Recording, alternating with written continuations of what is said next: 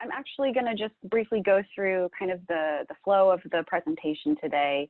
We're going to review the research from NWEA. Dr. Beth Tarasawa will do that, and then go into some of the actual implementation and practices in Open School and the Step Up program. And then lastly, I will finish off with some more broad state and local policy considerations to address student engagement and potential learning loss. So I'm going to turn it over to Beth right now. Great, thanks so much, Christine. As Terry mentioned, everything is different now upon COVID, and we're trying to understand, heading into the restart, what we might be dealing with come fall. And so at NWA, we are a not-for-profit organization, and we really take that mission seriously, not only for our fiscal investment, but also how we reinvest our data to answer questions of fundamental importance. So that's the origin of some of the work here that I'm going to present today. We've been somewhat on a national syndicate, but it's been great to come back to Oregon. Christine and I are born and raised Oregonians, and our hearts are here in the state. And so I'm presenting some national data here, but the real main act of the show is our Open School East colleagues and the work that they're doing in the relationship. But I will be the opening act for them. So we've been doing a research project here for the last several months, and we know that COVID closures are, again, unlike anything we've seen, but we want to try to figure out what evidence can we bring to bear to have some idea of what we might be facing in terms of academic patterns. And so what I'm presenting here is leveraging some research that my colleague Megan Kufeld and I have done, which draws from our database. So at NWA, we reach about 12 million kids every year. And so we assess them in our core competencies or core subject areas of math, reading, and science. And we work with major systems all across the United States. So what we did here is we drew a sample of about 5 million of those students to project what we might see based on seasonal learning patterns. And so Megan Kufeld has been working with our colleagues at Ohio State and others to look at what the typical trajectory of kids look like under what we might call normal conditions. So this first slide here presents these 5 million students in reading. And so the solid line represents actual real data for 8th grade through 3rd graders in reading. And so as you can see over the course of the year, we have kids learning over time, followed by slight declines in the summer, also known as the summer slide. And so what we did is we projected, and we know we give lots of caveats here. We know summer isn't exactly a proxy for COVID closures, but it gives us some idea what kids may be doing under the conditions without constant educational access when most of our schools closed their brick and mortar buildings down on March 15th. And so we did 2 scenarios. We did a hypothesis of what we called a COVID slowdown. And so in a sense, that's a stagnation. So if kids ended in March, where would we see them in the fall if they more or less stayed the same? And then the second hypothesis we did was what we called a COVID slide. And so here we're trying to give some projection of what kids might come back in the fall on average if they had the same behavior that they did in the summer months. So we walked that same slope of observed real data back to March 15th to give us some approximation. So for reading, we find this to be about 70%. So kids would return in the fall with about 70% of the learning gains they would have under normal or typical conditions. We did the same thing for mathematics. So these are, again, 5 million students. You'll also notice the trajectory is a bit steeper here during the school year. And so kids, 5 million kids, solid line represents averages by grade, 3rd through 8th. And we see over the course of the school year, they're steadily learning, followed by those declines in the summer. You'll also notice those declines are a little bit more steep for math than they are for reading. And so when we walk that COVID slide estimate back, it's a bit more dramatic, and it's not just those summer months, it's also the loss of critical instruction time that they may be missing in the last couple months. Now we give lots of disclaimers here that we know that these are estimates or projections, but they do give us some idea of what we might find come fall. In mathematics, this again would be about 50% of the learning gains we would see under normal conditions, and some grades nearly a full year behind. We also know that COVID is going to impact kids really differently, and these are going to be along historic lines, right? So socioeconomic background, based on school poverty, community indicators. Some of our communities are getting hit much harder, both in the public health, but also in the economic. And so when we think about the social-emotional learning or the traumas affecting our families, we also need to consider the real range that we may see. And this is actually, when we're meeting with our district partners across the US, this is one of the biggest concerns.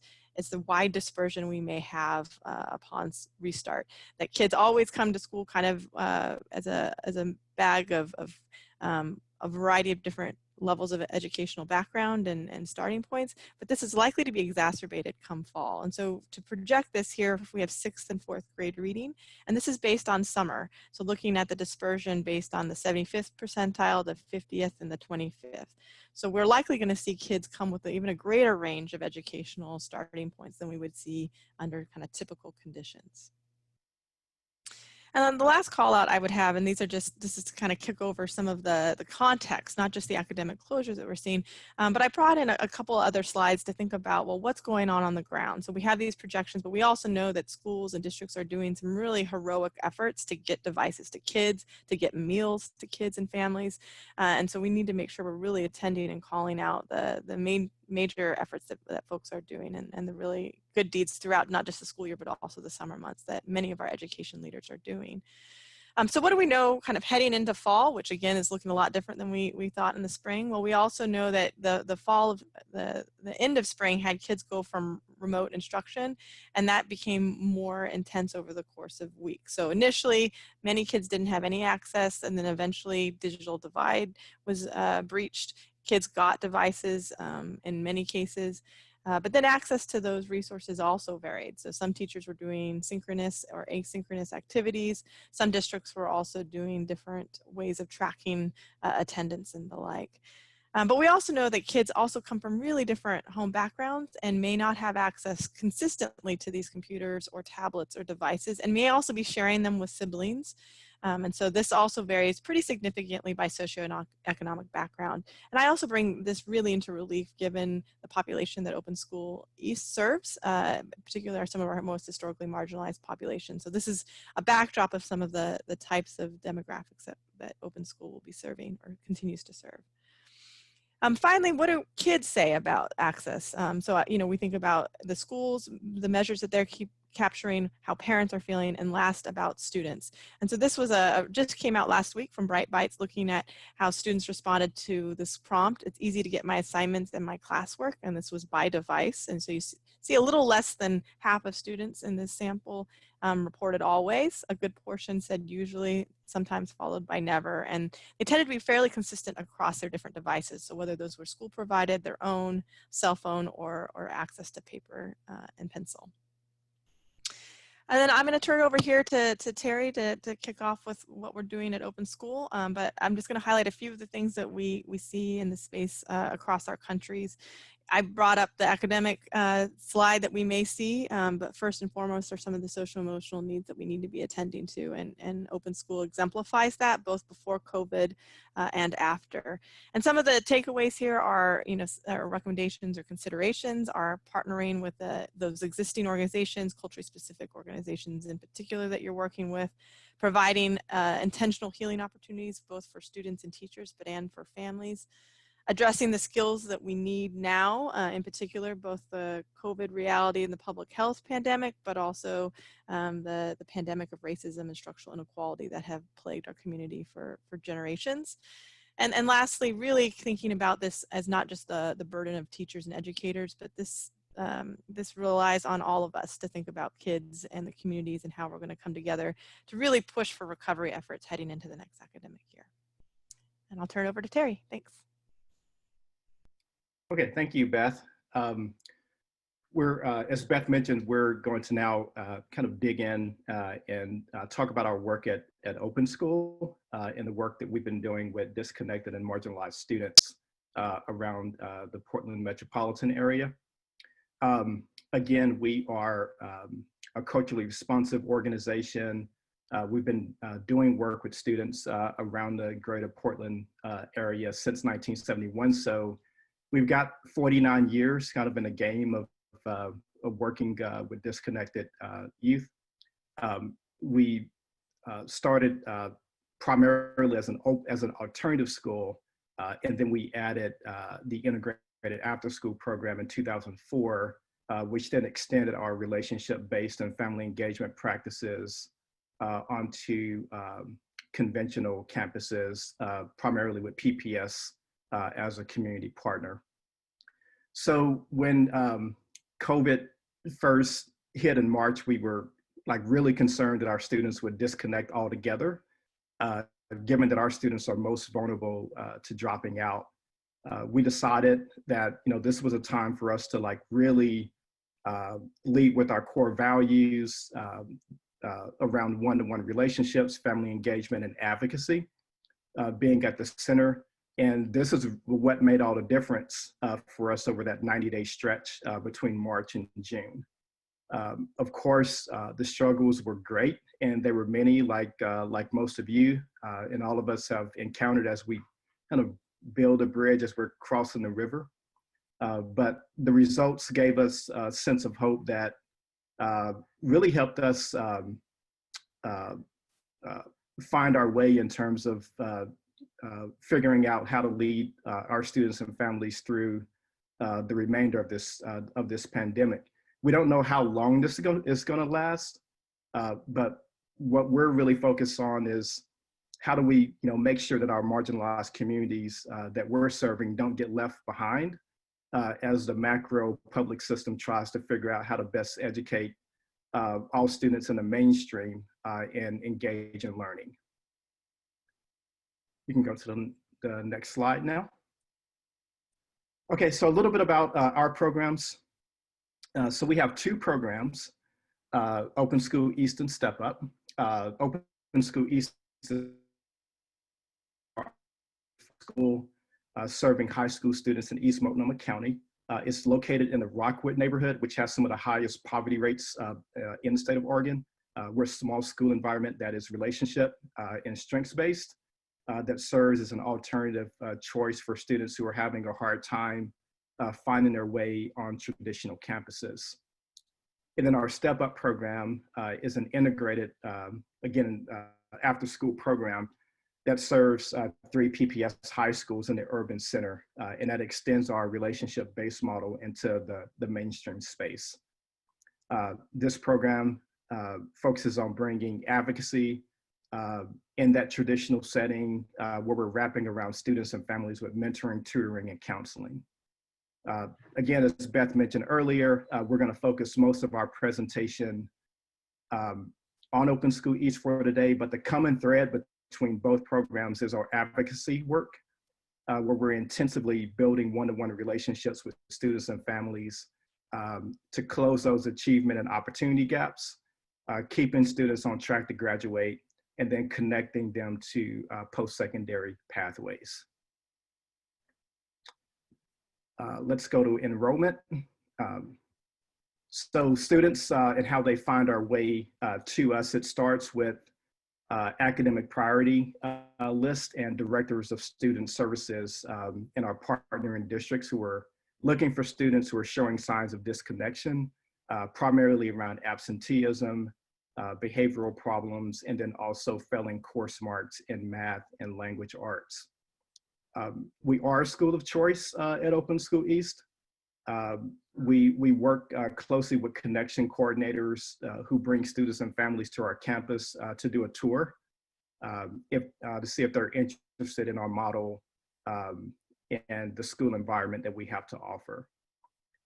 We also do an extensive review of each student's records to determine if we have sufficient resources to serve their needs. We do deny enrollment for any student who has required accommodations in an IEP or a 504 plan that we're not able to accommodate or provide support for what their needs are.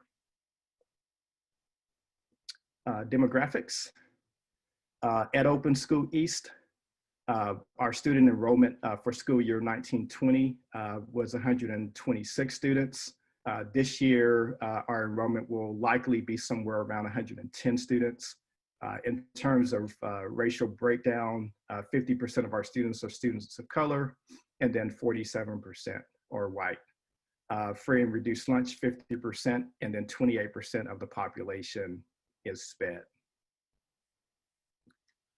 And then key performance indicators for Open School East are around attendance and engagement.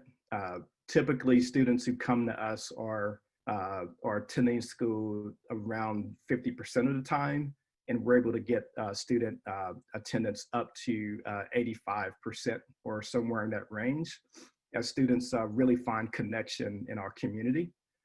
We do map testing to look for increasing reading and math proficiency. And then we're intensely focused on credit attainment and recovery for on-time graduation or 5-year completion. And so now I'd like to transition here and kind of give you a snapshot of our secret sauce. And that's relationship building and family engagement. You know, this is the common thread between both of the programs, as I mentioned earlier, and the reason why we've been able to successfully get high levels of engagement from our students and to close their gaps. Traditionally, we start our relationship building through leadership camps before COVID hit in both of our programs. But now we're having to find creative ways of doing character building and building relationships in the COVID space. So Ernie Guerrero is going to speak to how we do this in our integrated after school program. And then Michelle Cardenas, our principal at Open School East, will take the handoff from there, and she'll talk about how we build a relationship and family engagement into our Open School East model. Hi, everybody. Good morning. My name is Ernie, as Terry said, and I just wanted to say it's a pleasure to be here. And before really kind of getting into our relationship piece, I just want to, you know, take just a minute and just share regard and appreciation for all of you that are working in district offices that are trying to manage big systems with what's in front of us. We're a partner in the building as far as Step Up, and we work really closely with Portland Public Schools and administrators in the building, and you know, just have a lot of regard and appreciation for how we've been guiding and making it through from with what's in front of us, right? So relationships, we have this saying that says it all starts with camp. And if you've been to our website and seen our video about camp, you have an idea about that. But what and we've redesigned camp. Step Up has redesigned camp for this August to be completely like a little blended online and a little sort of social distancing. I could talk about that a little later, but it's about relationships with us. When I think about relationships, we can all sit here and say, well, we all know how to build relationships. We all have good relationships. We have good relationships with neighbors. We all know how to have good relationships. So why is it sometimes really hard to have a relationship with kids and families, right? Well, you know, on our end, on the open end of things, there's a couple of things. You know, when we're looking at our students and families, when we're looking at kids and families, we're looking at kids of color, we're looking at kids that have experienced trauma. We have kids that are on IEPs. We have kids that may be experiencing poverty. So there are just there's a whole profile of a collective profile of individuals that that we may not have something in common with, or the ordinary person may not have something in common with. And so what we work with our staff is to, one, build a culture of racial equity and social justice, and build a culture that decenters whiteness, build a culture that attends to multiple perspectives and sort of power sharing and decision making. So what that does is allow for us to attract folks that are in the work to be deep, and folks that have done the personal work to unlearn things that get us in the way, right? So in this sort of the organizational culture comes a staff that's committed to their personal work, their learning. We have an organization that's committed to investing in staff and really learning how race, equity, and social justice and impact and intersect in our lives, right? And intersect with kids and families. So when we have those staff members of color that look like kids, that have maybe experienced things like kids, and that understand the inequities and understand the systems that they're working and trying to navigate with, it changes the relationship from just a relationship to something that's really real. Our staff can come and they actually can see kids for who they are. They can look through all of everything and see their strengths. They can look through all of everything and see where their limiting beliefs are. They can look through and actually see a student for their greatness, right? So this is the relationships that we're talking about. So camp, the camp is really encompasses our building of relationships with students, and where we address trauma, where we see strengths, we bring out the strengths in them. We are, and where we're real about race, gender, equity, expression, where we have some fun, as you can tell, we have some challenges, we do ceremony, we celebrate, and we, at the end of it all, there's just a community built on trust and understanding, of diversity, and of love. We are an organization that comes from, we have all these, we have quite a few little sayings, but one of them is just unconditional positive regard.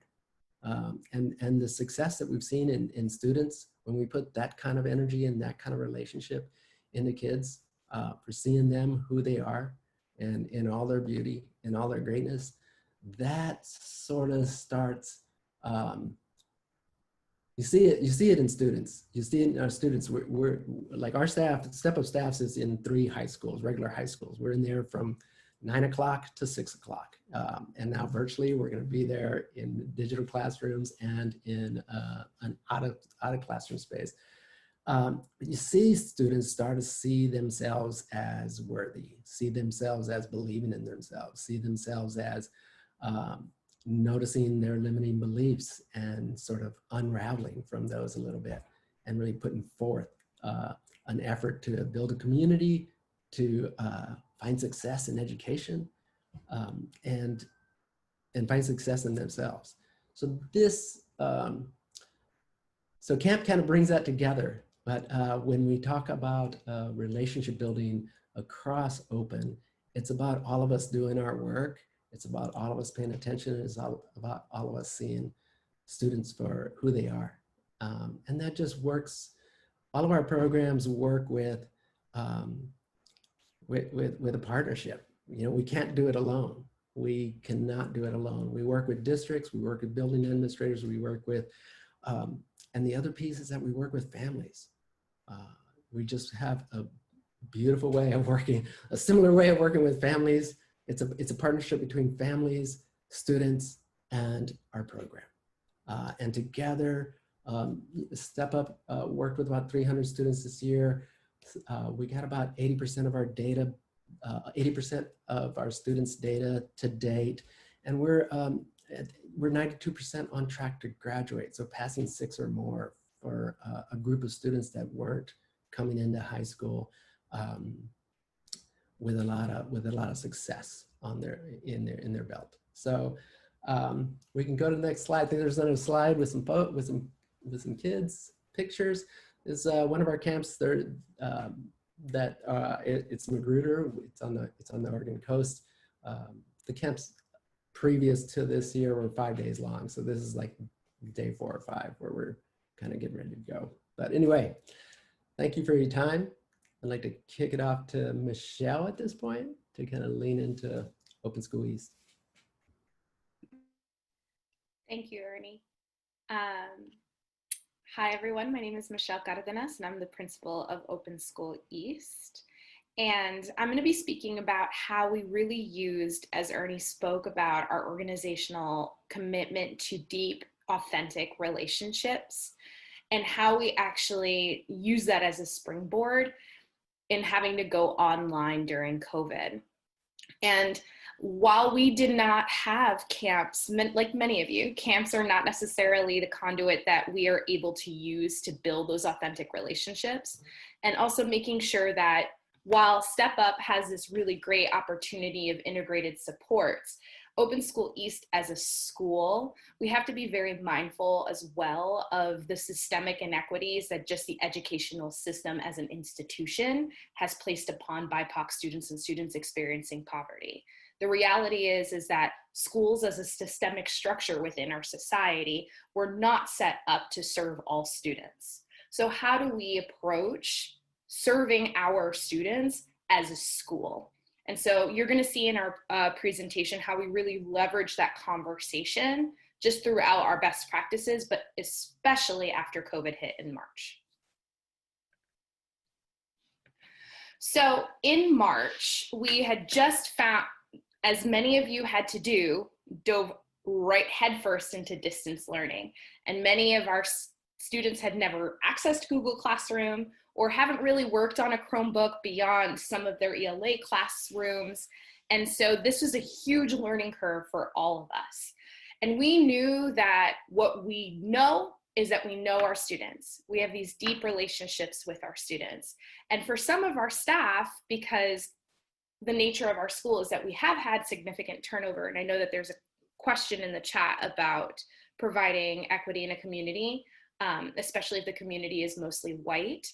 We are really intentional in creating opportunities with our staff who are identifying as white. We have our white affinity groups, which in name seems a little strange, but what actually does is led by our facilitator that then really holds a space for our white identifying staff that then unpack the systemic and inherent biases that they're bringing to the work in a space with white folks without harming the BIPOC folks in our school and our organization. And maybe Ernie, later you could speak a little bit more to that.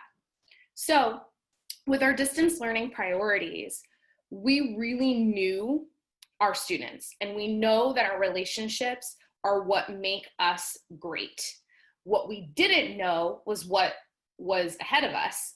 We didn't, still on March 15th, know much about the virus. We didn't know how long this was going to happen. And here in Oregon, we thought we were going to be back in April.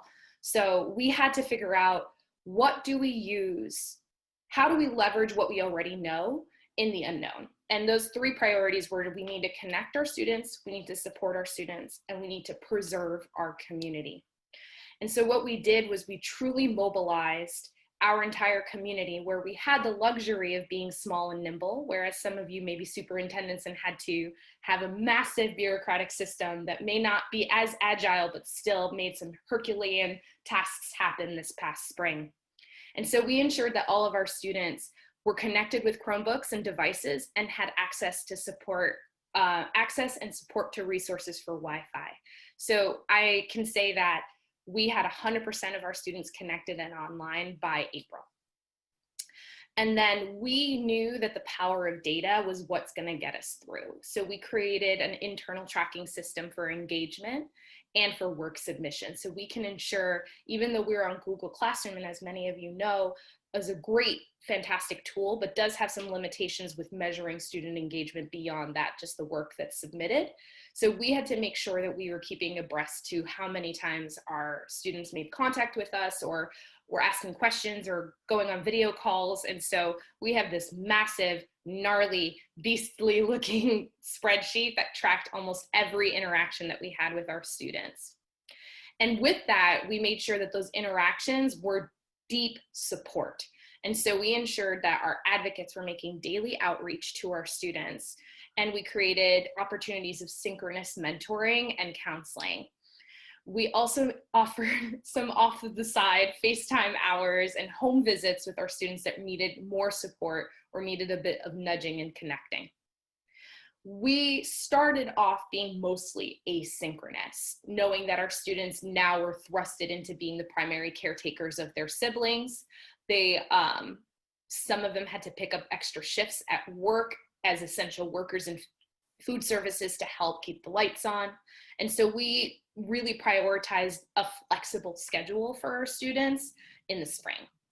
And then to preserve community, we ensured that we gave food boxes to our most in-need families. At the beginning of COVID, we ensured that we gave a 2-week full food pantry box to every single family who needed.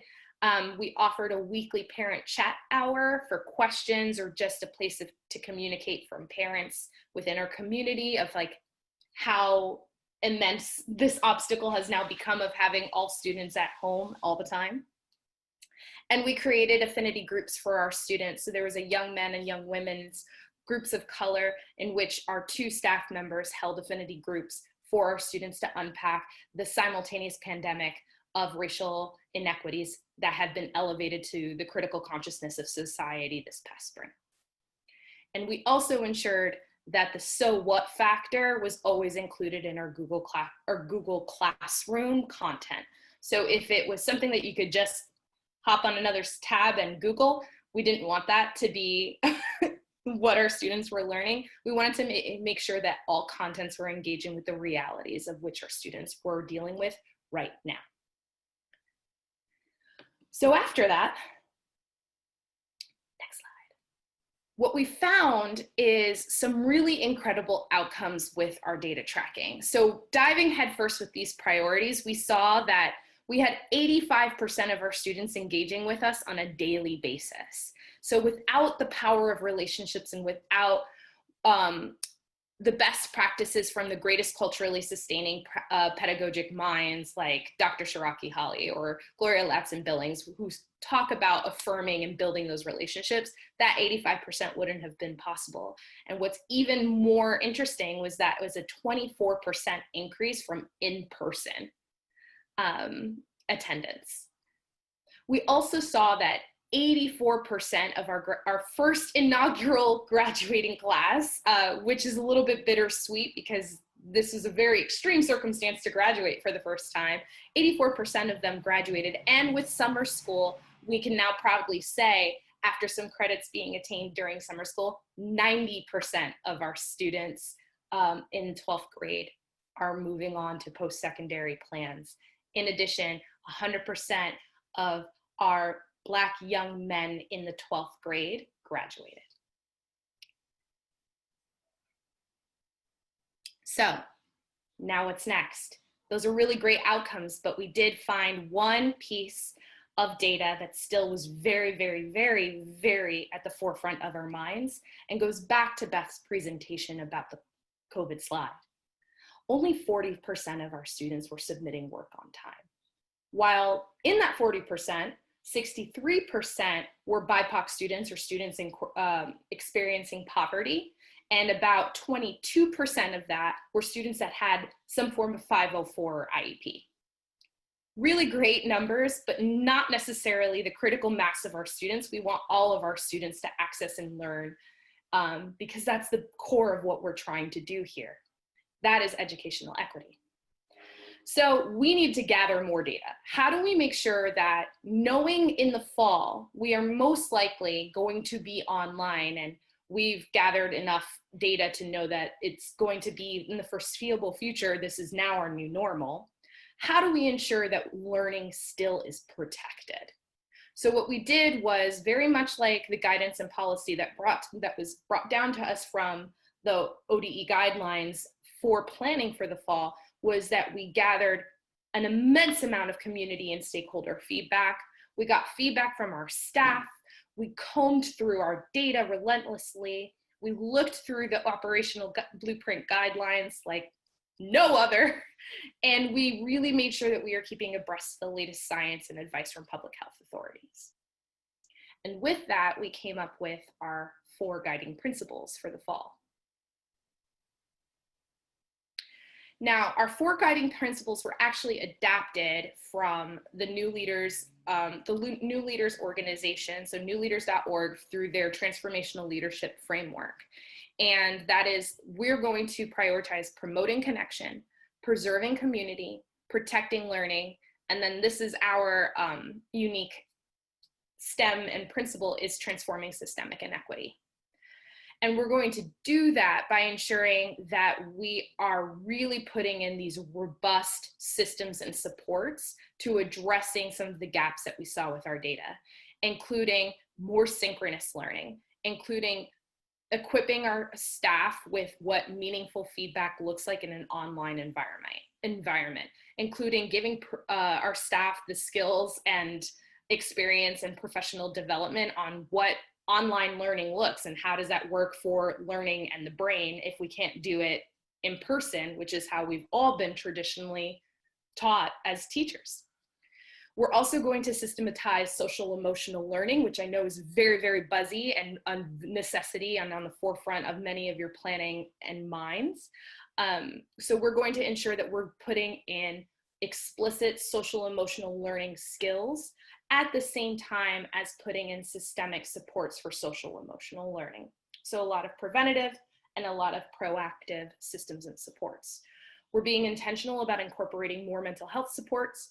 We're going to require more home visits, which is interesting because we took some staff data that almost 90% of our staff were uncomfortable with coming back in person to any type of extent, but 100% of them were very comfortable with doing outdoor social distance home visits. So we're incorporating that as part of our advocate program.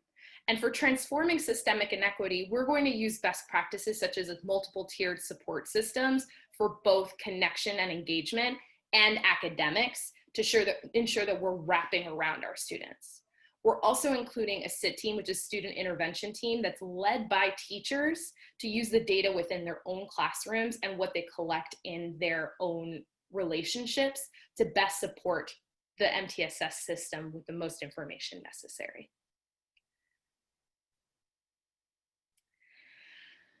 We also made sure that we staffed appropriately. Again, we have the luxury of being really nimble and small, so we were able to make these decisions pretty quickly. So we have dedicated 5 personnel to the social emotional learning and positive behavior intervention system, which PBIS is going to look a little bit differently since we're online, but it's more about re-engagement and connection and incentivizing the habits that we know are going to work for our students to engage in their learning online. We've dedicated 2 personnel for our student body of 100 for academic support and remediation. So this would include push-in and pull-out, guided reading programs and math intervention programs. We've dedicated 2 personnel to just data collection and tracking to ensure that we're collecting as many key pieces of data as possible. And we've also lowered the ratio for our advocate program, where we'll have 1 teacher to 9 students, ensuring that they get as many wraparound supports as possible. We've also restructured the school day. So as we said before, we really prioritize making all learning asynchronous in the spring, but through massive stakeholder data, we learned that our students really just want some synchronous learning and just want some little bit of normalcy as possible. So we're offering advocate synchronously every single day. So that would be the peer mentoring program every single day synchronously. And we're going to also offer a structure mini schedule or micro schedule for smaller conferencing synchronously for each class period. So Monday, period 1 will be synchronously, Tuesday, period 2, and so forth and so forth. We're also going to align practices with all instructors, knowing that we're using uniform platforms, uniform grading expectations, uniform naming conventions to help with our students that really struggled with executive functioning and organization, and just make it a little bit simpler and more streamlined for everyone involved. We're including structured breaks and lunch because we saw that, I don't know about y'all, but when we went into this online world, I forgot to eat some days. So we tried to make sure that we structured within our students' day and our staff day some wellness and time to take care of ourselves. And we're also going to give opportunities for community engagement synchronously. So we're going to do assemblies once a week. Well, we did them before in the spring, but making sure that they're more uniform and happening every single week. We're doing clubs online, we're doing yoga and mindfulness online, and just ensuring that there's a lot more than just our classes to turn on the screen and engage with us. We're including a ton more wraparound supports. I spoke to a bunch of these when I was talking about our guiding principles, but a few that we made sure that we included in our planning was budgetary relief for our families in need. So part of our emergency plan, right now 100% of our students have our Chromebooks and have access to Wi-Fi, but as we see the economy and the pandemic still prolonging, we wanted to make sure that we have some necessary emergency funds so that learning does not get interrupted for our students. So this may be some money to help support with utilities. This could be an emergency hotspot so that students can have access to Wi-Fi so that we can protect learning at all costs. We've also tried to take our SMART goals in our school improvement plan and individualize them. So I wanted to pay most attention to the top one. So we want to make sure that every open school student will attain a positive growth percentage on their on-time work submission from Hexeter to Hexeter. Our hope and our hypothesis with that is that we're individualizing growth for every single student, so that if a student only submitted 20% of their work in the spring, we're ensuring that that student is growing every single Hexter, which is our 6-week grading cycle, at their own pace, but ensuring that it is a positive growth. And with that hypothesis, we're assuming that the more engagement with the learning content and alignment to standards, the more growth we will see in our assessments. We also have all of this intention to support and wrap around students, but we also know that our adults need to be supported so that they can support kids. So we're building out a co-learning and SEL resiliency strategies for our adults as well on staff. We're creating wellness programs such as like daily meditation for teachers, affinity groups, and deliberate appreciations, very spread out throughout the year to ensure that we are still showing our love to our teachers. As we said, the streamlining of our work will create more of a work-life balance for our staff, particularly our staff who are also parents, like myself, who have to balance online learning for their own children as well as other people's children. And then we're doing a deep investment in professional development, starting our professional development on August 10th. And our first day with students is not until September 8th. And all that time will be dedicated to ensuring that our teachers are equipped with everything that they need for the first day of online school with our students. And of course, we're dedicating an entire week as well as ongoing supports within our weekly staff meeting to talk about critical awareness of race and social disparities that show up within the educational system that we have to engage in as a school. So we would like to call it a guided equity journey. And then lastly, we need to involve the community. And so we're ensuring that we're creating a parent advisory board and consulting and continuing these online chats. We're creating our inaugural student council virtually, and we're creating a weekly feedback form that's accessible to our staff, our students, and our families to help us continuously improve throughout the school year. And that's what we're doing. Great. Thank you, Michelle. I'm going to just take a few moments, not many, to go over some of the high-level state and local policy considerations that I think we need to be advocating for to ensure that these practices that Michelle has described can be implemented at scale or in other contexts. So let me switch slides. There we go.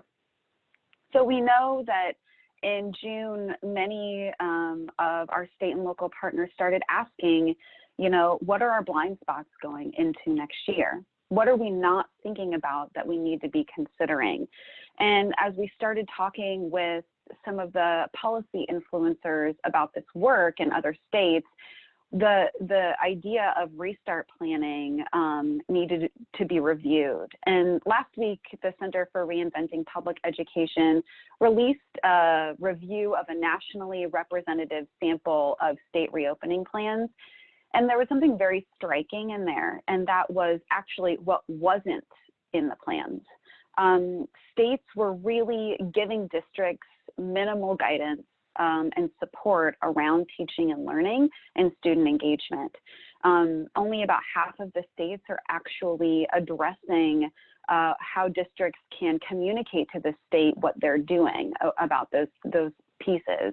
But we know that at the local level, district and school leaders right now are both working around the clock to design systems that are supportive for their own communities, that are healthy and engaging. And in effect, states are really kind of releasing a lot of that work out into the local leaders' hands, and likely teachers who are still at home, you know, with their own families. And we know that as we don't have system-wide approaches, we are leaving a lot of our students and families who have disproportionately experienced trauma during the pandemic and school closures. They will be the families and communities who are most impacted by any delayed response. So at NWEA, as we've been compiling examples of state reopening plans and looking for themes and looking at district plans across the country, what we're finding is some commonalities about ways that states and districts can really advocate for some of the supports and resources they need. One of those being really capitalizing on the federal investments and flexibilities. And what that means is we know that our state budgets are going to be widely impacted by the pandemic, up to 25% gaps in what we need this year, and that will likely grow well into the next decade. And while we know that districts are going to do everything they can to ensure they're building those safety nets for students, we need to ensure there's a maintenance of equity requirement as districts start implementing different budgeting programs. What that means is that we can't be cutting from the schools and communities who are typically, who have been disproportionately impacted from the pandemic. Second is to really engage and trust in your educators. Just like Michelle referred to that idea, Michelle and Ernie, the idea of leadership and community supports and relationship building and wrapping around both your students and families as well as your teachers is going to be critical. The National Center for Education and the Economy released a report last week as well, looking at that top performing nations, and one common theme among them all was that they invested heavily in the capacity of their teachers. So professional learning, but also colleague mentoring and teacher tutoring programs. And then finally, again, to Michelle's points about their strategies, is just to maintain integrity with people's strategic plans. So from the last recession up until before the pandemic, many communities had been rebuilding confidence in their schools and their districts. And this is a time for us to engage deeply in what people had built before the pandemic and not just cut it off. We know resources will be dwindling, but more than ever, we need to lengthen the runway and make our plans longer. But instead of disinvesting in social and emotional learning or school nurses or some of those key pieces to our systems, we need to be recentering on that work. And I think that the way that Open School East has done that is very powerful. So I want to move to Q&A because I know that there was a couple of questions in the chat box. And Terry, I'm not sure if you would like, or Ernie, like to address the questions. Yeah, I'll just chime in here and kind of speak to the question around centering race equity and building consciousness in districts and schools that are primarily have all white staff. And then Ernie, you can add to that as well from your perspective. But you know, professional learning is critical. And you know, as I put in the chat, there are some really good organizations out there who can come in and provide race equity trainings. We have a partner in Center for Equity and Inclusion here in Portland, does really good work. It has a training called Reframing Racism that we require all of our staff to go to. And it provides a foundational learnings around the construct of race in America and how systemic oppression impacts people of color on all levels, through education, through our healthcare system, our judicial system. And so we require all staff to go through, but then whenever new staff come in who have not been through it before, they do that as part of their orientation. So we're all kind of building some common language around race. And then we do follow-ups with our white staff in terms of white affinity groups. And we have a professional learning coordinator as part of our staff, who is a white woman who's done a lot of conscious building work over time, who leads those particular groups. And so we're constantly reading books, increasing our awareness around race and how public education, inequities in public education are disproportionately impacting the kids of color that we're serving. But at the end of the day, like, learning never stops. And so I think any district needs to be really intentional to make sure that, like, professional learning around race equity is baked into your institution, and it's operationalized on all levels. And so whether you've gone through like a training like Reframing Racism, or if you're like 5 years in and you've read a lot of books, like, that learning never stops. And so affinity groups would be a good piece to just add into your normal operation as a district.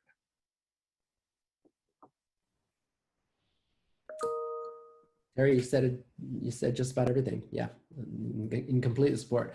In regards to the having a lot of white staff or white students, it's like there's a ton of learning to do. There's a ton of ways to access and really kind of learn and dive in. Whether like Terry said, he just gave a great little synopsis of PD training. We do book studies with our leadership teams, or if just a handful of folks want to dive into a book and like do a discussion and study, we completely support that. We do open school overall. Like we all have supervisors, right? We take this thing as in Step Up, especially we like our supervisions are really not just about the outcome. They're about what's your personal work, where do you want to go, where's your learning edge, how can I help you get like through your learning edge, how can I help, what do you want to learn, what kind of leader do you want to become, those kind of things, all within equity, race, social justice. We have brought in folks that helped with toxic masculinity and in addressing, how are males showing up in our organization, or how is masculinity showing up in our organization. There's a ton of learning to do, and it's, I don't know, we come from this place of let's all rise together and build a culture that we all want to live and work in, right? And it's sort of, equity is kind of humanity at its finest, and so just moving in that direction it just feels good, even though it's not, it's deep work, right? It's hard, the stats, everything in front of us, it's not pretty, right? But the work is beautiful. So I just encourage to, keep moving, meet people where they're at and move from there. Thanks. I know there was one other question about home visiting policies, and I think this is a really valuable, I know we only have 2 minutes left, but if you all could just say a couple of words about that, I think that's a critical component of the relationship piece. Sure. I think I accidentally responded to Nina privately instead of the group, but we created one-pagers and guidelines for all of our systems and supports, and we would be happy to share them. But for our home visits, we've created kind of a step-by-step guide in terms of COVID safety and how to keep safe in this home visits, but also on how to structure the home visit if it's an SEL home visit or an academic home visit. So there's a specific structure and flow of questions to ask if it's for reconnecting a student through social emotional learning or a specific social emotional learning skill. We also have our specific structure and framework if you're going for an academic wraparound or a quick tutoring session. So I'm happy to share that with anybody if you need. Great, thank you. Well, I want to just wrap up because we have 1 minute left and I want to be respectful of everybody's time. And Terry, feel free to say a few words as well. But the one thing that's been top of mind for me in the past week or so as I'm starting to engage with my own children's school is just the idea of unity. I think what I'm seeing is the devil's in the details, and a lot of people are finding ways to differ and be divided. And as much as we can come together, like Ernie was mentioning, all raised together, I think that's really powerful. So I'm looking forward to kind of being in Oregon and seeing how we can find a comprehensive way to approach this next school year. And I just appreciate Open School and Ernie and Terry and Michelle for providing this very powerful story for implementation. And Terry, I'll turn it over to you to say just the last few words. Yeah, I just want to end with a big thank you for everyone who's working to creatively find your way in terms of serving all students, capital ALL, and exploring ways to make it through this pandemic era. I'm not sure that education ever looks the same way again. And so it's going to take all of us like pulling together to be more innovative, to be more creative, to find ways to do the work on limited resources. And so I know it's hard. It's been hard for us. It's hard for you. But I just appreciate all the work you're doing and for you all giving us your time and attending this session for today. We're in this together.